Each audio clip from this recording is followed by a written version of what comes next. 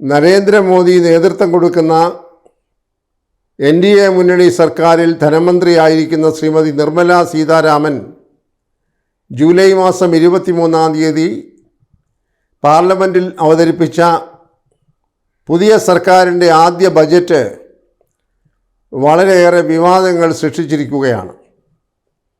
യാതൊരു നീതിബോധവുമില്ലാതെ ഏകപക്ഷീയമായി രാഷ്ട്രീയ പ്രീണനത്തിനു വേണ്ടി നരേന്ദ്രമോദിയുടെ അധികാര കസേര നിലനിർത്താൻ വേണ്ടിയുള്ള ചില ജാലവിദ്യകൾ കാട്ടിയാണ് ശ്രീമതി നിർമ്മല സീതാരാമൻ ഈ മൂന്നാം മോദി സർക്കാരിൻ്റെ ആദ്യ ബജറ്റ് അവതരിപ്പിച്ചിരിക്കുന്നത്.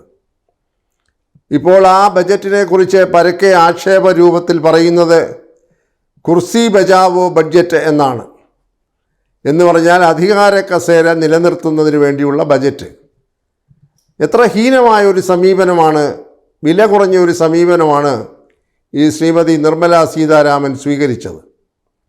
അധികാരത്തിൽ പിടിച്ച് പറ്റിയിരിക്കുന്നതിന് വേണ്ടി അവർക്ക് താങ്ങ് കൊടുക്കുന്ന രണ്ട് പ്രാദേശിക കക്ഷികൾ നേതൃത്വം കൊടുക്കുന്ന രണ്ട് സംസ്ഥാനങ്ങൾക്ക് വാരിക്കോരി കോടികൾ സഹായമായി കൊടുത്തുകൊണ്ട് ഈ തരത്തിൽ വില കുറഞ്ഞ രാഷ്ട്രീയം കളിച്ചിരിക്കുകയാണ്. അവർക്ക് ധാർമ്മികമായി അങ്ങനെ ചെയ്യാൻ യാതൊരു അവകാശവുമില്ല. കാരണം ഇന്ത്യൻ ഭരണഘടന വിഭാവനം ചെയ്യുന്നത് കോഓപ്പറേറ്റീവ് ഫെഡറലിസം എന്ന തത്വത്തിലാണ്. ഇന്ത്യയിലെ 28 സംസ്ഥാനങ്ങൾക്കും തുല്യമായ അവകാശവും തുല്യമായ അധികാരങ്ങളുമുള്ള ഭരണഘടനയിൽ വിവക്ഷിച്ചിട്ടുള്ള എല്ലാ അവകാശങ്ങളുമുള്ള ഒരു സാഹചര്യത്തിൽ അതിൽ നിന്ന് രാഷ്ട്രീയ പ്രീണനം നടത്തി രണ്ട് സർക്കാരുകളെ അടർത്തി മാറ്റി അവർക്ക് പ്രത്യേക സഹായം ചെയ്യുന്നത് കടുത്ത വിവേചനമാണ് എന്ന് പരക്കെ പ്രഖ്യാപിച്ചുകൊണ്ട് പ്രതിപക്ഷ മുന്നണിയായ ഇന്ത്യ സഖ്യം ആഞ്ഞടിച്ച് തുടങ്ങിയിരിക്കുകയാണ്. ഇന്ത്യൻ നാഷണൽ കോൺഗ്രസിൻ്റെ അനിഷേധ്യ നേതാക്കളായിട്ടുള്ള ശ്രീ മല്ലികാർജുന ഖാർഗെയും ശ്രീമതി സോണിയാഗാന്ധിയും ശ്രീ രാഹുൽ ഗാന്ധിയും ഒപ്പമുള്ള മറ്റ് MPമാരും അതുപോലെ ഇന്ത്യ മുന്നണിയിലുള്ള മറ്റ് പ്രധാനപ്പെട്ട കക്ഷികളുടെയും MPമാർ അഖിലേഷ് യാദവ് തുടങ്ങിയതായിട്ടുള്ള എല്ലാ നേതാക്കന്മാരും ഒരുമിച്ചിന്ന് പാർലമെൻറ്റ് സമ്മേളനം ആരംഭിക്കുന്നതിന് മുമ്പ് അതിശക്തമായ പ്രതിഷേധം നടത്തി കഴിഞ്ഞിരിക്കുകയാണ്. ഈ തരത്തിലുള്ള ഒരു ബജറ്റ് ഒരിക്കലും സ്വീകരിക്കാൻ സാധ്യമല്ല എന്ന് ഖണ്ഡിതമായ ഭാഷയിൽ അവർ വ്യക്തമാക്കി കഴിഞ്ഞു. ഇന്ത്യയിലെ 28 സംസ്ഥാനങ്ങൾക്കും തുല്യമായ രീതിയിൽ സാമ്പത്തിക സഹായം ചെയ്യാൻ കേന്ദ്ര സർക്കാർ ബാധ്യസ്ഥമാണ്. സ്വാതന്ത്ര്യാനന്തര ഭാരതത്തിൽ എല്ലാ സർക്കാരുകളും ആ സമീപനമാണ് സ്വീകരിച്ചിരുന്നത്. എന്നാൽ ഇപ്പോൾ അവരെ താങ്ങി നിർത്തുന്ന രണ്ട് കക്ഷികൾ നേതൃത്വം കൊടുക്കുന്ന, ഒന്ന് നിതീഷ് കുമാർ നേതൃത്വം കൊടുക്കുന്ന JDUവിൻ്റെ ബീഹാറിനും അതുപോലെ തന്നെ ആന്ധ്രാപ്രദേശിലെ തെലുങ്കുദേശം പാർട്ടിയുടെ നേതാവായ ചന്ദ്രബാബു നായിഡുവിനും രണ്ട് സംസ്ഥാനങ്ങൾക്ക് 26,000 കോടി രൂപയുടെ സഹായമാണ് ഈ ബജറ്റിൽ വാഗ്ദാനം ചെയ്തിരിക്കുന്നത്. ഇത്രയും കോടി രൂപ സഹായം കൊടുക്കുന്നതിന് പ്രത്യേകമായി യാതൊരു തരത്തിലുള്ള നീതീകരിക്കത്തക്ക കാരണങ്ങളുമില്ല. 25,000 കോടി രൂപ ബീഹാറിനും 15,000 കോടി രൂപ ആന്ധ്രയ്ക്കും പ്രത്യേകമായി കൊടുത്തിരിക്കുകയാണ്. ബീഹാറിൽ പുതിയ മെഡിക്കൽ കോളേജ്, ബീഹാറിൽ പുതിയ വിമാനത്താവളം, അവരുടെ പ്രളയ സഹായത്തിനായി 11,000 കോടി രൂപ, ഇങ്ങനെ ധാരധാരയായി കോടികളുടെ കണക്കാണ് ഈ രണ്ട് സംസ്ഥാനങ്ങൾക്ക് കൊടുത്തതായി യാതൊരു കൂസലുമില്ലാതെ കേന്ദ്രത്തിൻ്റെ ധനമന്ത്രി ബജറ്റിൽ പ്രഖ്യാപിച്ചിരിക്കുന്നു. എന്തൊരു കടുത്ത വിവേചനമാണ്! 28 സംസ്ഥാനങ്ങളുള്ള ഇന്ത്യയിൽ മറ്റ് സംസ്ഥാനങ്ങളെ അവഗണിക്കാൻ അവർക്ക് അധികാരം കൊടുത്തു? ഇതാണോ ഈ കോഓപ്പറേറ്റീവ് ഫെഡറലിസത്തിൻ്റെ അടിസ്ഥാനമായ തത്വം? അതല്ലല്ലോ ഭരണഘടനാ ശില്പികൾ ഇതുകൊണ്ട് ഉദ്ദേശിക്കുന്നത്. എല്ലാ സംസ്ഥാനങ്ങളും കേന്ദ്രത്തിൻ്റെ ഫണ്ടിൽ നിന്ന് അർഹിക്കുന്ന വിഹിതം നേടാൻ ലഭിക്കാൻ അർഹതയുള്ളവരാണ്, അവകാശമുള്ളവരാണ്. ഇതിലേറ്റവും സങ്കടകരമായി പറയുന്നത് പ്രത്യേകിച്ച് BJP ഇതര സർക്കാരുകൾ ഭരിക്കുന്ന സംസ്ഥാനങ്ങളോടുള്ള വേർതിരിവാണ്. അതിൽ ഏറ്റവും അധികം ദുരിതമനുഭവിക്കുന്ന ഒരു സംസ്ഥാനമാണ് കേരളം. കേരളം എന്ന ഒരു പദം പോലും ഈ കേന്ദ്ര ധനമന്ത്രി തൻ്റെ ബഡ്ജറ്റിൽ ഒരിക്കൽ പോലും ഉച്ചരിച്ചില്ല. അതുപോലെ തന്നെയാണ് മറ്റ് തെക്കേ ഇന്ത്യൻ സംസ്ഥാനങ്ങൾ, കർണാടക, തമിഴ്നാട്, തെലുങ്കാന തുടങ്ങിയ മറ്റ് സംസ്ഥാനങ്ങൾ. അതിനേക്കാൾ വളരെ വിചിത്രം എന്ന് തന്നെ പറയാം, BJP ഭരിക്കുന്ന ഉത്തരേന്ത്യൻ സർക്കാരുകളിൽ ചിലർക്ക് പോലും കാര്യമായ രീതിയിൽ സഹായം ബജറ്റിൽ കൊടുത്തിട്ടില്ല എന്നുള്ളതും ഒരു വലിയ വൈരുദ്ധ്യമാണ്. ഇവിടെ രാഷ്ട്രീയമല്ല നോക്കേണ്ടത്. ഒരു കേന്ദ്ര ധനകാര്യമന്ത്രിക്ക് 28 സംസ്ഥാനങ്ങളോടും പൂർണ്ണമായ ഉത്തരവാദിത്തമുണ്ട്, ധാർമ്മികമായിട്ടുള്ള ഉത്തരവാദിത്തമുണ്ട്. അവരുടെ അവകാശങ്ങളെ അവഗണിക്കാൻ ഒരു കാരണവശാലും സാധ്യവുമല്ല, പാടില്ലാത്തതുമാണ്.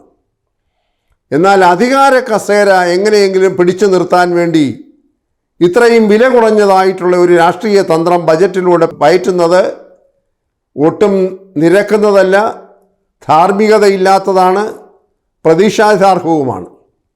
അതാണ് പാർലമെൻറ്റിൻ്റെ മുൻപിൽ കണ്ടത്. തൃണമൂൽ കോൺഗ്രസിൻ്റെ ഉൾപ്പെടെയുള്ള AAPയുടെ ഉൾപ്പെടെയുള്ള ഇന്ത്യൻ നാഷണൽ കോൺഗ്രസ്, DMK, മുസ്ലിം ലീഗ്, RSP, കേരള കോൺഗ്രസ്, അതുപോലെ തന്നെ മഹാരാഷ്ട്രയിൽ നിന്നുള്ള ശിവസേന, NCP, എല്ലാ കക്ഷികളുടെയും, ഇന്ത്യ മുന്നണിയിൽ ഉൾപ്പെട്ടു നിൽക്കുന്ന എല്ലാ കക്ഷികളുടെയും അംഗങ്ങൾ ഒരുമിച്ച് നിന്ന് ഒറ്റ കുടക്കീഴിൽ ഇതിനെതിരായി ശക്തമായി പോരാടുകയാണ്. അവർ പാർലമെൻറ്റിനകത്തും ഇന്ന് ശക്തമായ പോരാട്ടമാണ് നടത്തിയിരിക്കുന്നത്. എന്തായാലും നിർമ്മല സീതാരാമന് ചില ചുവടുകൾ പുറകോട്ടെടുക്കേണ്ടതായിട്ട് വരും.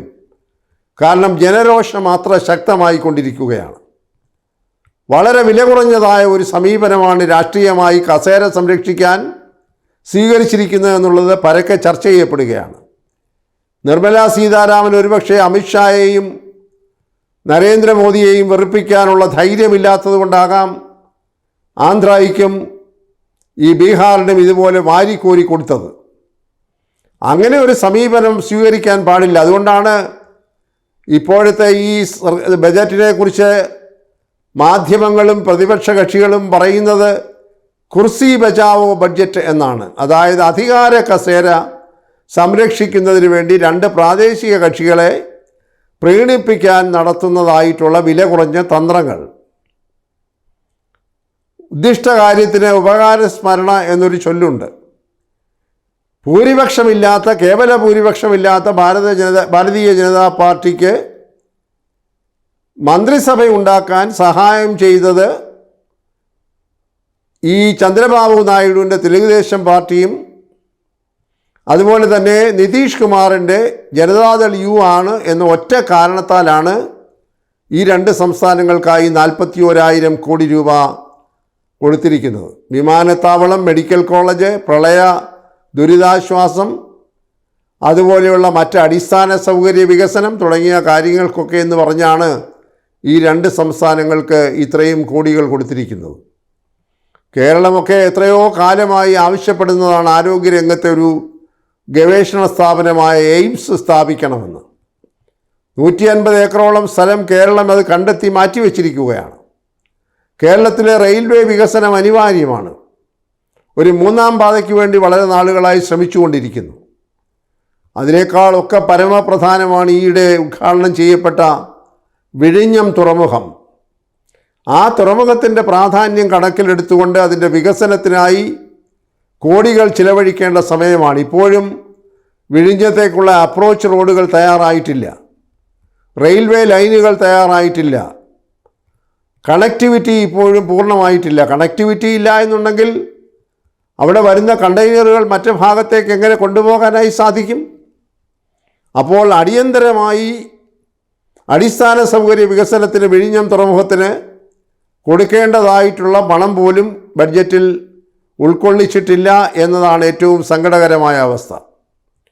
കേരളത്തിൻ്റെ ഒരു പദ്ധതിക്കും പ്രത്യേകമായിട്ടുള്ള പരിഗണന കൊടുത്തിട്ടില്ല. വിശേഷാൽ പരിഗണനയല്ല, അർഹിക്കുന്ന പരിഗണന പോലും കൊടുത്തിട്ടില്ല. ഇന്ത്യയെ മൊത്തമായി കാണുമ്പോൾ ഇന്ത്യയെ ഗ്രസിച്ചിരിക്കുന്ന തൊഴിലില്ലായ്മ, അഭ്യസ്ത വിദ്യരുടെ ഇടയിലുള്ള തൊഴിലില്ലായ്മ, ഇൻ്റർനാഷണൽ ലേബർ ഓർഗനൈസേഷൻ കഴിഞ്ഞ മാസം പുറത്തുവിട്ട കണക്കനുസരിച്ച് 82.9% അഭ്യസ്ത വിദ്യർ, അതായത് +2 മുതൽ മുകളിലോട്ട് പഠിച്ചിട്ടുള്ളവർക്ക് തൊഴിലില്ല. ഇവിടെ നമുക്കെല്ലാവർക്കും അറിയാം, നരേന്ദ്രമോദി 2014 അധികാരത്തിൽ വന്നപ്പോൾ അവരുടെ പ്രകടന പത്രികയിൽ പറഞ്ഞിരുന്നത് ഓരോ വർഷവും 2 കോടി പുതിയ തൊഴിലവസരങ്ങൾ ഉണ്ടാക്കുമെന്നാണ്. അങ്ങനെയാണെങ്കിൽ 20 കോടി ജനങ്ങൾക്ക് ഈ 10 വർഷം കൊണ്ട് തൊഴിൽ ലഭിക്കണമല്ലോ. അതിൻ്റെ 100-1 ആളുകൾക്ക് പോലും തൊഴിലവസരം ലഭിച്ചിട്ടില്ല എന്നുള്ളതാണ് വസ്തുത. അതുപോലെ നോട്ട് നിരോധനം മൂലം, അശാസ്ത്രീയമായ GST നടപ്പാക്കിയത് മൂലമൊക്കെ MSME പോലെയുള്ള സൂക്ഷ്മ നാമമാത്ര ഇടത്തരം പ്രസ്ഥാനങ്ങളെല്ലാം തകർന്ന് തരിപ്പണമായിരിക്കുന്നു. കാർഷിക മേഖല തകർന്നിരിക്കുന്നു. ഇപ്പോൾ ഇതാ വളത്തിൻ്റെ സബ്സിഡി പോലും വെട്ടിക്കുറച്ചിരിക്കുന്നു. തൊഴിലുറപ്പ് പദ്ധതിക്കുള്ള പണം കുറച്ചിരിക്കുകയാണ്. ഒരു ഭാഗത്ത് തൊഴിലുറപ്പ് പദ്ധതിയുടെ പണം വെട്ടിക്കുറച്ചിട്ട് പറയുകയാണ് ഞങ്ങൾ തൊഴിലവസരങ്ങൾ സൃഷ്ടിക്കാൻ പോവുകയാണ് എന്ന്. ഈ തരത്തിൽ വൈരുദ്ധ്യങ്ങൾ നിറഞ്ഞതായ ഒരു ബജറ്റ്, വിവേചനം നിറഞ്ഞതായിട്ടുള്ള ഒരു ബജറ്റിനെതിരെ പ്രതിപക്ഷം ആഞ്ഞടിക്കുകയാണ്. ഇനിയും വരും ദിവസങ്ങളിലെ പാർലമെൻറ്റ് സമ്മേളന ദിവസങ്ങളൊക്കെ വളരെ ശബ്ദമുഖരിതമായിരിക്കും. സംഖ്യാബലം കൊണ്ട് കഴിഞ്ഞ പാർലമെൻറ്റിനേക്കാളൊക്കെ വളരെ ശക്തമായി മുന്നിട്ട് നിൽക്കുന്ന പ്രതിപക്ഷ മുന്നണി, ഇന്ത്യ മുന്നണി, ശക്തരായിട്ടുള്ള നേതാക്കന്മാരുടെ നേതൃത്വത്തിൽ ആഞ്ഞടിക്കുമെന്ന കാര്യത്തിൽ തർക്കമില്ല. BJPക്ക് കഴിഞ്ഞ 2 മന്ത്രിസഭയിൽ ഉണ്ടായതായിട്ടുള്ള അനായാസമായിട്ടുള്ള പ്രവർത്തനവുമായി മുന്നോട്ട് പോകാൻ, ഏകാധിപത്യ ശൈലി തുടരാനായി സാധ്യമല്ല എന്നുള്ളതാണ് പുതിയ രാഷ്ട്രീയ സാഹചര്യം. അതുകൊണ്ട് ഇന്ത്യ മുന്നണി ഒറ്റക്കെട്ടായി ഈ അധാർമികതയ്ക്കെതിരെ, അനീതിക്കെതിരെ പോരാടാൻ തുടങ്ങിക്കഴിഞ്ഞിരിക്കുന്നു. വരും ദിവസങ്ങളിൽ പാർലമെൻറ്റ് സമ്മേളനത്തിൽ വളരെ ശക്തമായിട്ടുള്ള തിരിച്ചടികൾ ഗവൺമെൻറ്റിനുണ്ടാകത്തക്ക രീതിയിലുള്ള ആസൂത്രണമാണ് ഇന്ത്യ മുന്നണി നടത്തിക്കൊണ്ടിരിക്കുന്നത്. ഒറ്റക്കെട്ടായി ഇന്ത്യ മുന്നണി മുന്നോട്ട് പോയിക്കൊണ്ടിരിക്കുന്നുവെന്നതിൻ്റെ സൂചനകളാണ് ഇന്നത്തെ പ്രതിഷേധത്തിൽ കാണേണ്ടത്. ന്യായമായി എല്ലാ സംസ്ഥാനങ്ങൾക്കും അർഹതപ്പെട്ട അവകാശങ്ങൾ കൊടുക്കാൻ നിർമ്മലാ സീതാരാമനും നരേന്ദ്രമോദിയും തയ്യാറായെങ്കിലേ മതിയാവുകയുള്ളൂ. ഈ കസേര സംരക്ഷിക്കാൻ വേണ്ടി 2 സംസ്ഥാനങ്ങളെ മാത്രം മാറ്റി നിർത്തി അവർക്ക് വാരിക്കോരി കൊടുക്കുന്നത് ഒരിക്കലും ആശാസ്യമായ ഒരു പ്രവണതയല്ല. ആ പ്രവണതയെ കർശനമായി എതിർക്കാൻ തന്നെയാണ് ഇന്ത്യ മുന്നണി തീരുമാനിച്ചിരിക്കുന്നത്.